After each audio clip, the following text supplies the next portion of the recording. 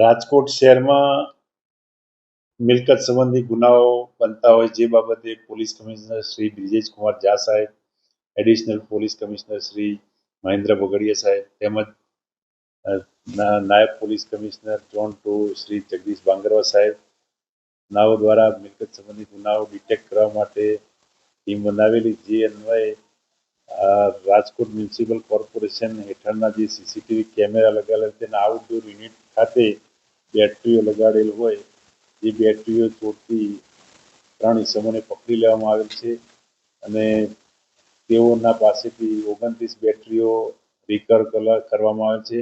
અલગ અલગ જગ્યાએથી 15 જગ્યાએથી બેટરીઓ ચોરેલ હકીકત જાણવા મળેલ છે. હાલમાં 29 બેટરી રિકવર થયેલ છે. અગાઉ પૂછપરછ ચાલુ છે, કેટલી અગાઉ ચોરીઓ કરેલી છે તે બાબતે પણ પૂછપરછને રિમાન્ડ દરમિયાન પૂછપરછ કરવામાં આવશે.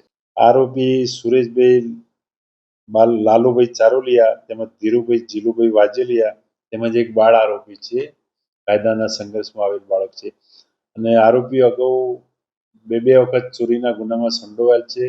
તેમજ કાયદાના સંઘર્ષમાં આવેલ બાળકે પણ અગાઉ મોટરસાયકલ ચોરી અને મોબાઈલ ચોરીમાં પણ સંડોવાયેલ છે. છેલ્લા 1 વર્ષથી આ લોકો બેટરીઓની ચોરી કરતા હતા. ચોરી કરીને હજી કોઈ આગળની હકીકત જણાવેલ નથી, પરંતુ બધી તમામ બેટરી એમના પાસે જ ઘરે જ હતી જે રિકવર કરવામાં આવેલ છે.